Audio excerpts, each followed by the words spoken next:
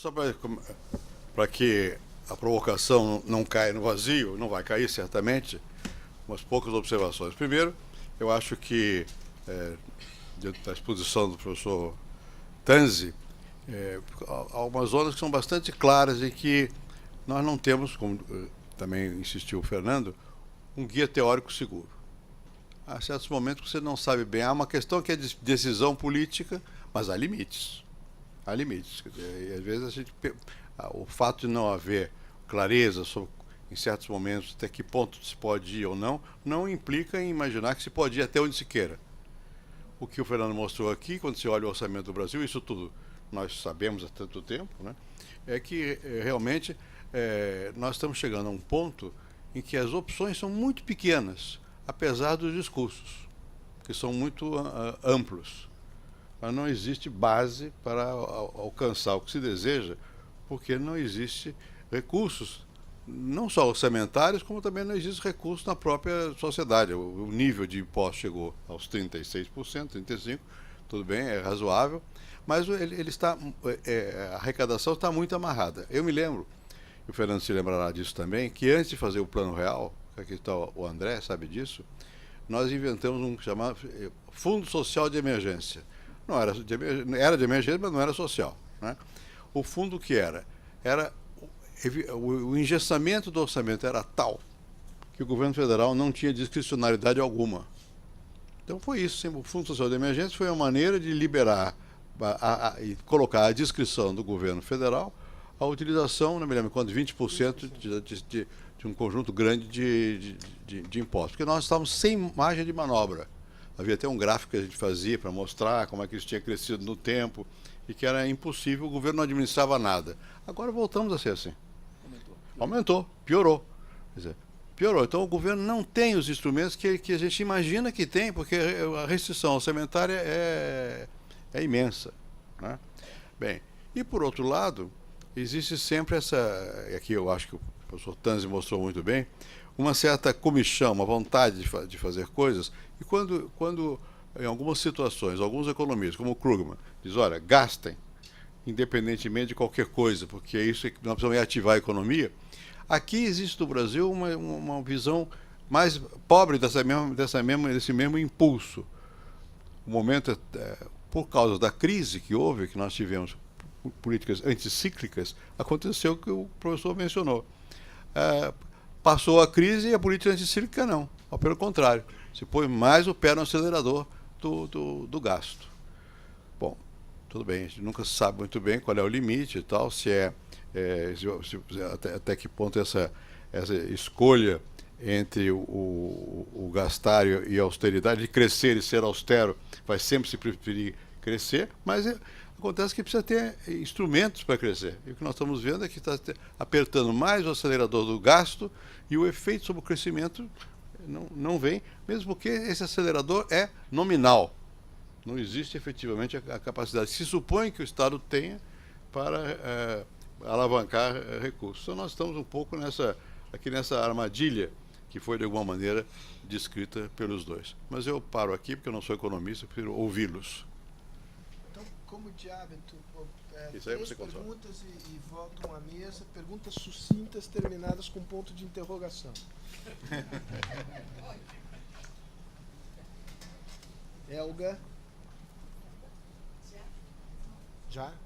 Você foi rápido? Pode ir em inglês. Okay, I'll obey the president. He told me to speak in English. I missed in Em português. Yeah, in Portuguese I gave the translation. Melhor em português, porque aí ele faz ele outra. Translate. Mas no microfone, mesmo em português tem que ser no microfone. You talked about... Oh, meu Deus. O senhor falou sobre redistribuição e mencionou que passou de uma proteção dos mais pobres para a preocupação com o Gini, mas em outras partes o senhor escreveu sobre redistribuição como função da força dos lobbies. E aí eu gostaria de ouvi-lo também sobre isso, porque enfim, é uma coisa que... Ponto de interrogação Importante. feito, pergunta realizada. Eu vou me levantar seguramente. Eu queria fazer uma pergunta rápida ao professor Tanzi. Há mais de 50 anos eu venho trabalhando na área de transportes, pelo menos em pensamento, e há uma tendência, eu diria quase internacional, de considerar que os investimentos e os custos da infraestrutura de transporte é da responsabilidade do setor público.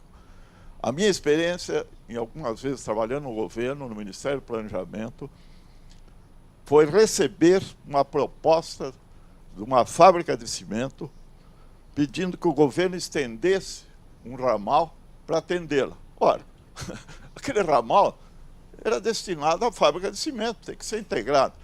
Ao estender as rodovias, nós estamos reduzindo os custos agrícolas a longas distâncias, jogando a fronteira fora dos custos. O Brasil é um país continental.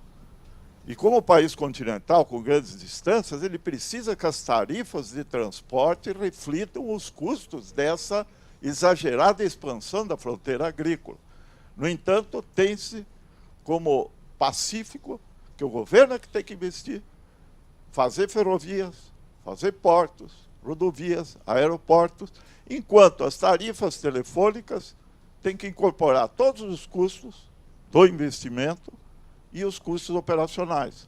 Enquanto as tarifas de energia elétrica também têm que refletir isso. A de transporte não. Obrigado, desculpa, senão eu fico falando demais. Obrigado. Rolf Kuntz aqui para terminar a primeira rodada.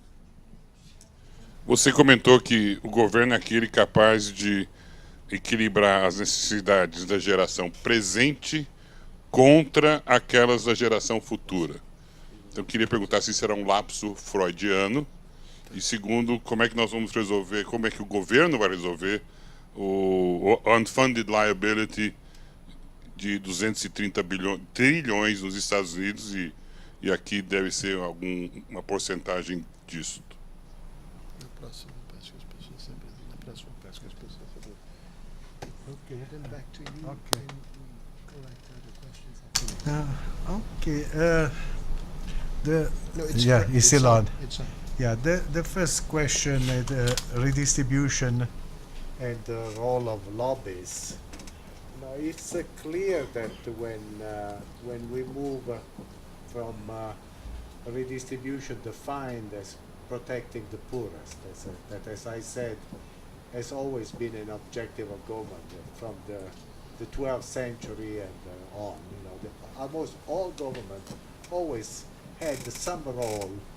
Maybe it was too small role, but some role in protecting the poorest people in society, no? But when you go to a redistribution in general, when you begin to argue that really the main objective should be always to lower Gini coefficients, then really you open yourself to the possibility that the lobbyists will play a large group, you know, because people will organize themselves in some lobby, push their politicians. The politician want the vote, and they will say. And the assumption that public resources are always free.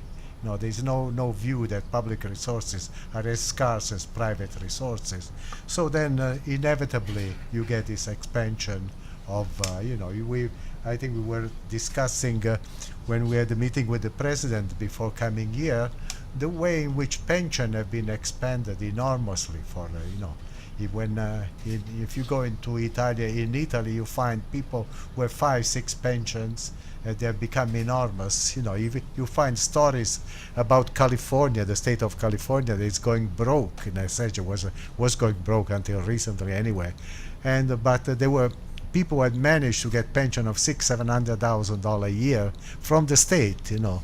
So this is clear. You have school teachers in public schools that will organize themselves to get higher salary, to get better benefits, and maybe, not to be fired if they are incompetent, which is a problem in many.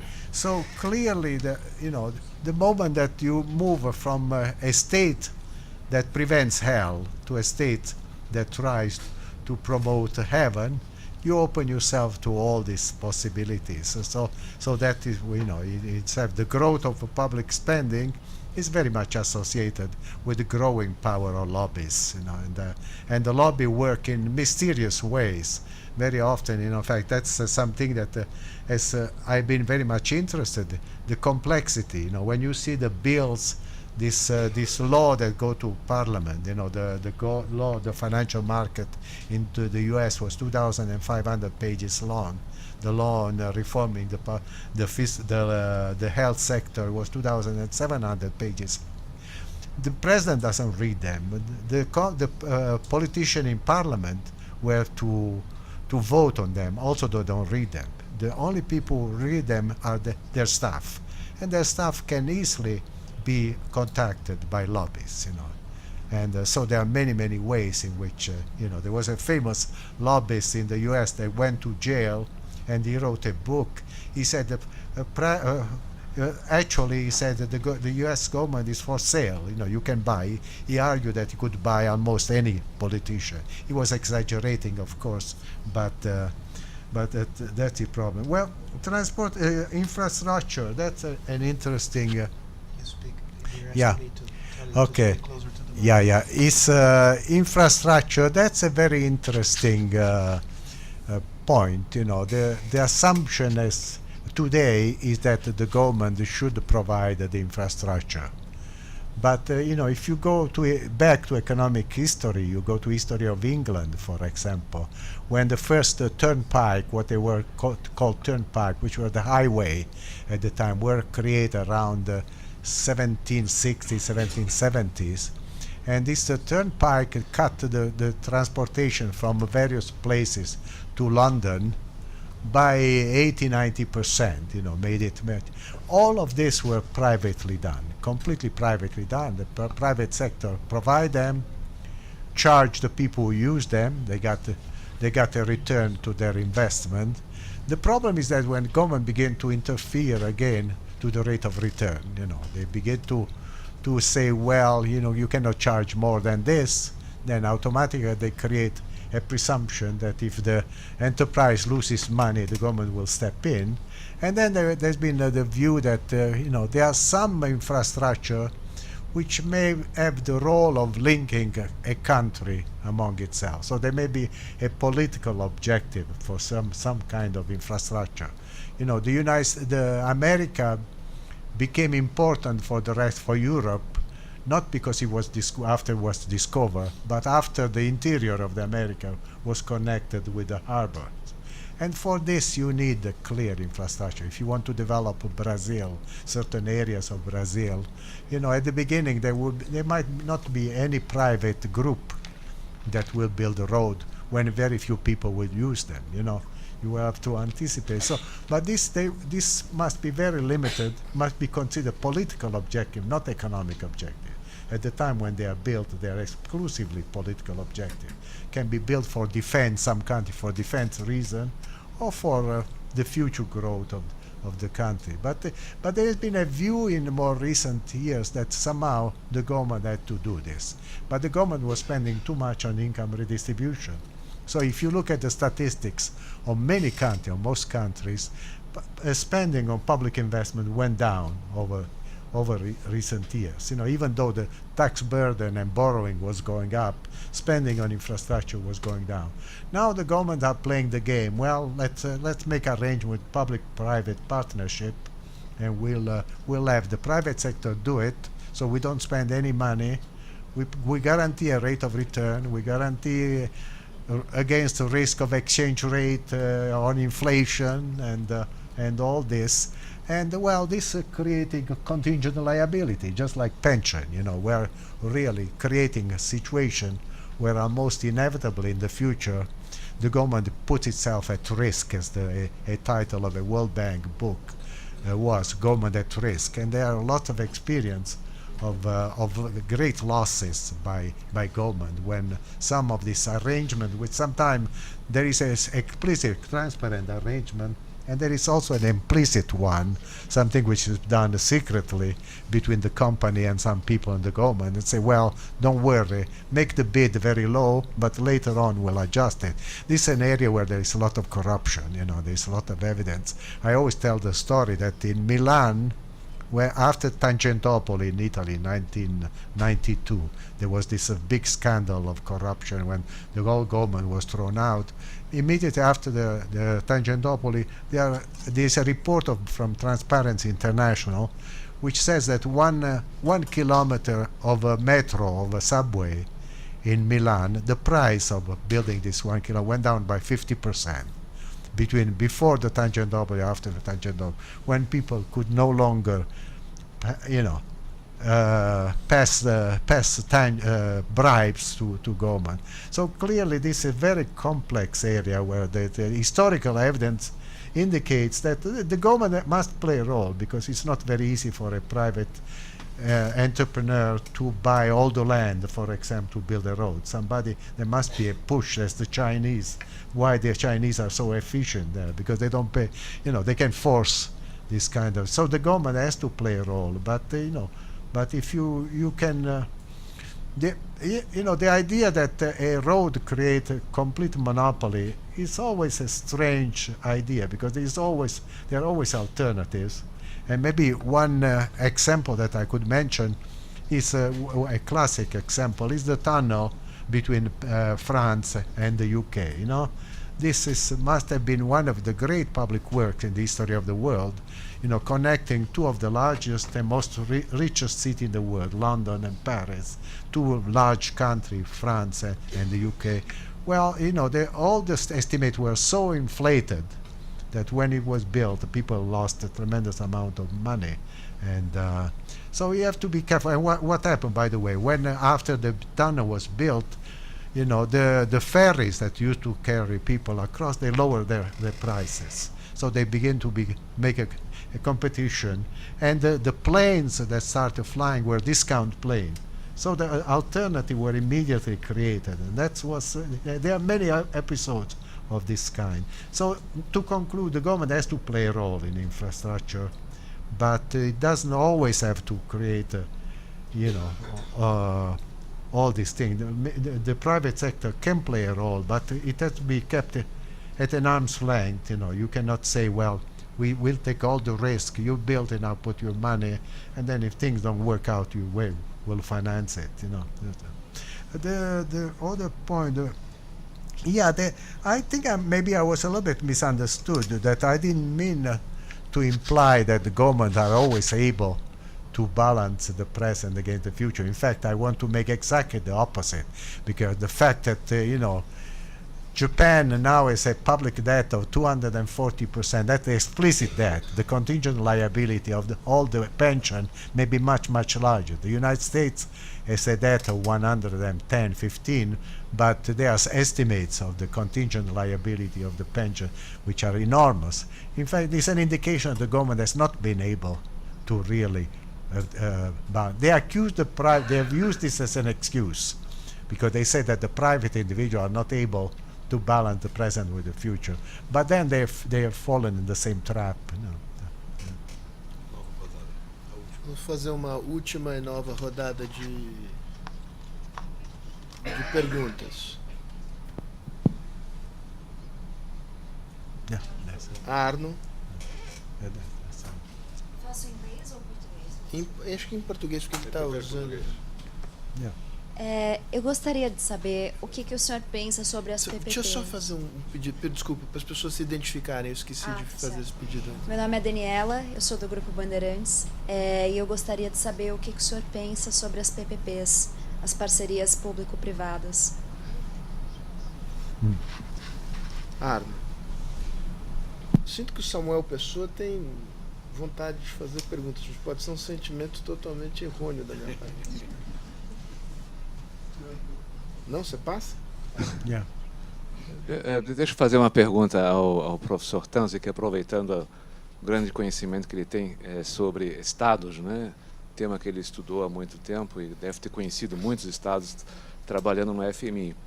Se eu quisesse fazer um tipo de coisa assim que tipo de coisa que você faz, por exemplo, no setor privado, né? Benchmarking, né?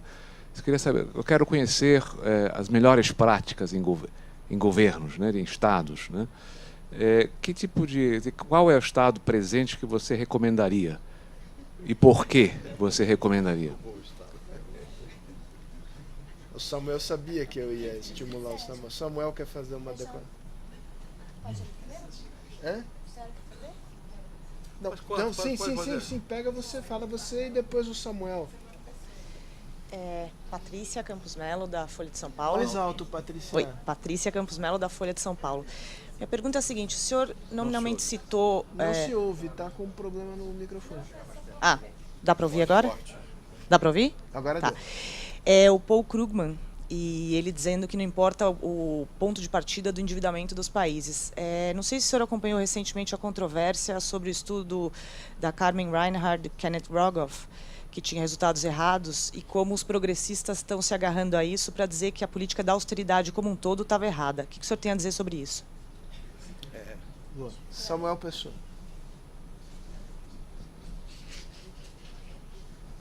Identifique-se. Samuel, da Fundação Getúlio Vargas. Pegando na pergunta dele uma carona, eu queria saber qual a opinião do senhor sobre a diversidade de eficiência do setor público entre os países. A gente sabe que tem diferenças de desempenho. Será saber como o senhor vê essas diferenças de desempenho e se dá para a gente saber um pouco quais são os determinantes da diferença de desempenho. Muito bom. Now, back to you. Okay. These were all very, very interesting questions. And the first one, public-private partnership, what do I think? It's actually a topic in which I've thought a lot, and I'm quite familiar with many of them because I wrote a report for the IDB, which was published, and I also participate in a book that was done for the Asian Development Bank by on this anyway.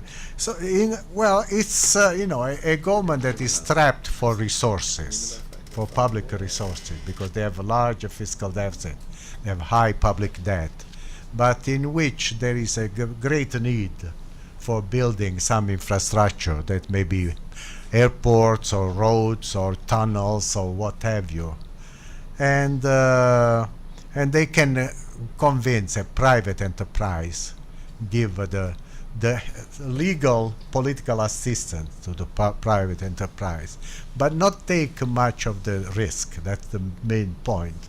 Then that's fine. That was what I was mentioning. England in 1760, 1770, where the turnpike were built all privately. The government didn't put a penny, didn't do anything. All the canals were built privately at that time. It worked very well. It's very good, because the private enterprise, they have more knowledge about these things. They can be much more efficient, especially if they don't expect the government to step in and finance them. So I'm all for it. What I'm not for it is when there are all these explicit or very often implicit guarantees by the government that things don't work the way they have been presented, and normally they are presented. There are some estimates. They say a French economist, Prudhomme, who has studied some of this project, and apparently the initial proposal always inflate the usage of this and infrastructure by 50%. This is the average.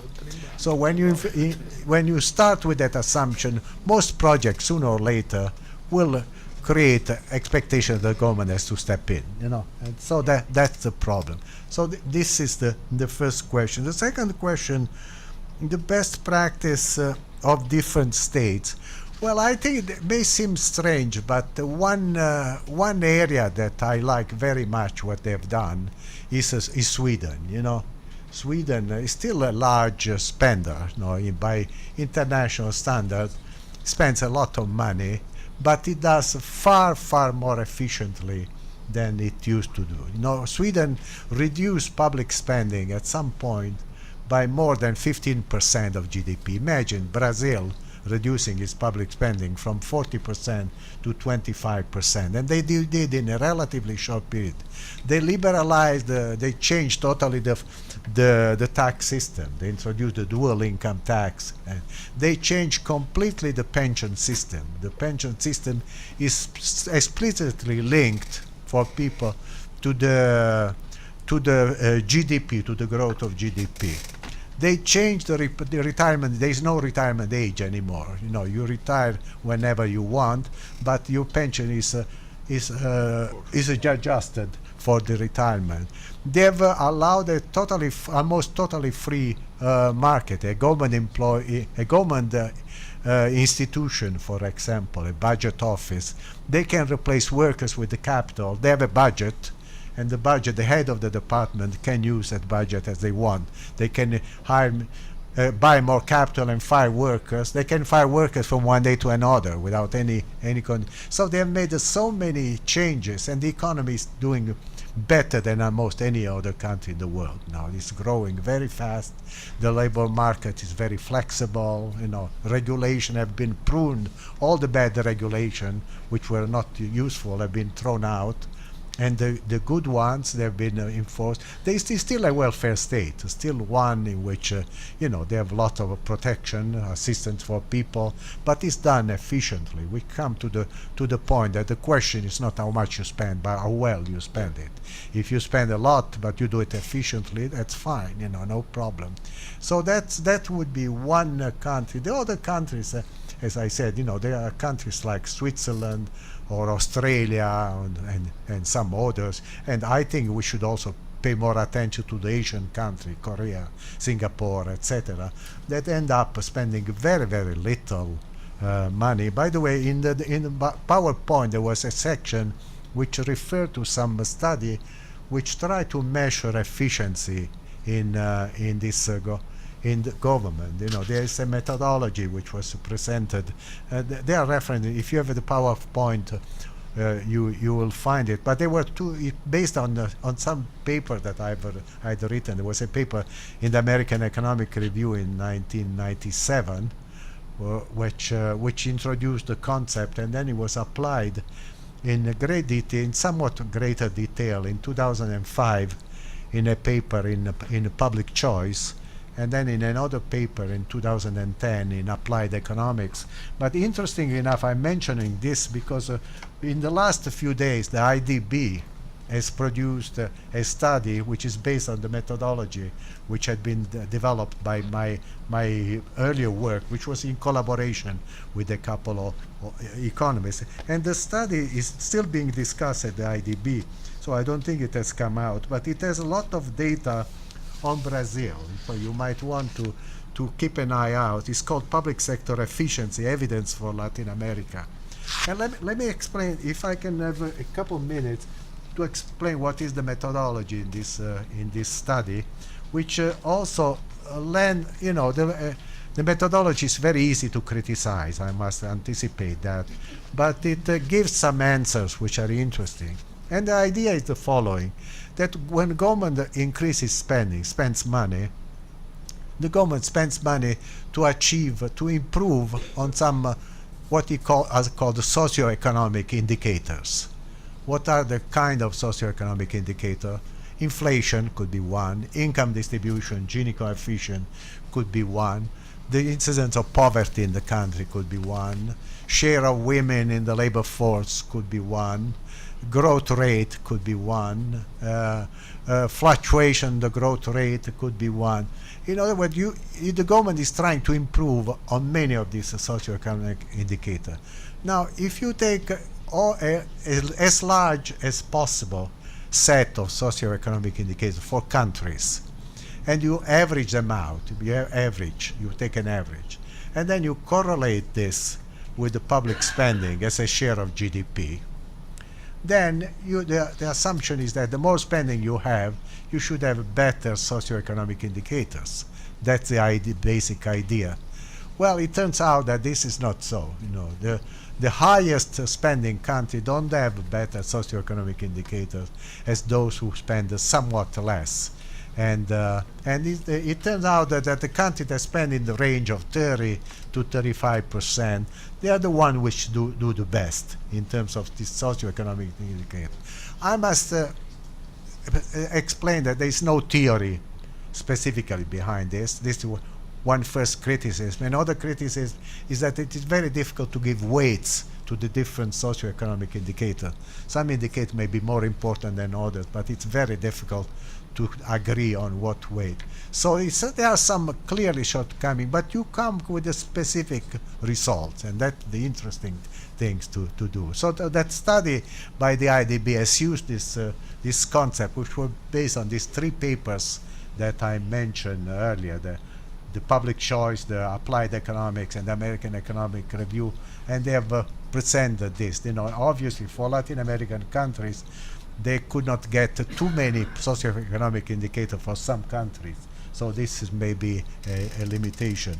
But the other question, the Krugman and Rogoff, well, I've been following very closely this controversy for a specific reason, that I've just finished a book that is coming out in the next 2-3 months called the Government Dollar, Euro, and the Public Debt, which is exactly the topic of the Krugman and Rogoff. And this, well, also I was interested in this controversy because if you go to a publication of European Commission in 2000, it's called the European Economy. It's the most important publication of the European Commission. In 2000, there is a paper which is an empirical study of trying to connect public debt with economic growth. And I was the co-author of this study, with somebody else. So that the study reached the conclusion that when public debt goes up, 2-3 things happen. One, that direct taxes go up because the government tries to cover the debt. Second, that public spending, investment spending by government goes down. And third, that growth rate goes down, which is, by the way, strangely enough, in all this controversy of Rogoff, Reinhardt, Krugman, nobody has ever mentioned this paper. Somehow, either they are ignorant or they prefer not to look at it, But you can find it easily. It's a published paper in an important publication. So I think the Reinhardt and Rogoff made a major mistake of identifying a precise number for the growth rate to go down. And there's no reason why all countries should be exposed to the same effect at 90%. Some country, Argentina went broke when the debt was 40% of GDP in 2001. Japan has not gone broke yet. Is spending 250% or so. So I think I found a very strange controversy. In the calculation of this multiplier, that it turns out that if you know the view of a person who is writing the paper, you can predict the size of the multiplier. And as I said, they apply the law of torture. If you torture enough the data always tell you what you want to hear. And, so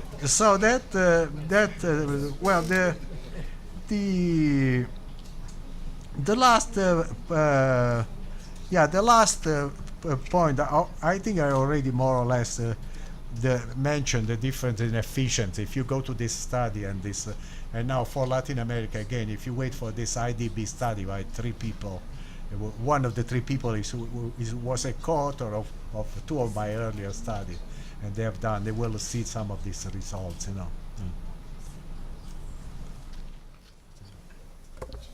Bom, chegou a hora de terminarmos. Eu queria uma vez mais agradecer, muito especialmente ao professor Tanzi e ao Fernando Rezende, pelo debate que não chegou a ser um debate, pelos comentários que trouxeram aqui, também a todos que aqui participaram, mas muito especialmente ao Luiz Felipe, que nos permitiu que ele viesse aqui, quando o Centro de Liderança Pública, que ele dirige, e dizer o seguinte: no fundo, quando se ouve uma pessoa como o Vitor Tanzi, a gente vê aquilo que ele acabou de dizer. Quando se quer torturar os dados falam. Né? Mas uma pessoa que é sábia não tortura os dados e nem fica tão escandalizada com eles. Procura raciocinar. É o que ele está fazendo aqui o tempo todo. Não está dizendo que tem que diminuir o gasto público, nem que vamos entregar tudo ao mercado. Tem que olhar, isso é uma visão tucana, dubitativa, né?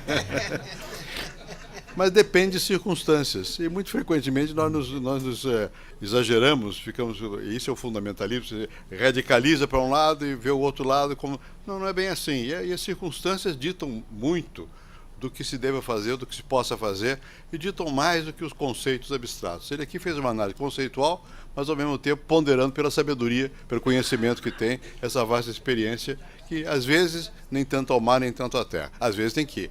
Às vezes é preciso realmente, quando está numa crise, tem que fazer alguma coisa anticíclica. Quando terminou a crise, meu Deus, para aí, porque senão vocês vão provocar uma desorganização, inflação e tudo mais, e caímos na ilusão fiscal, ou em tudo junto, que é o mais provável que aconteça, não no Brasil, porque nós temos sabedoria.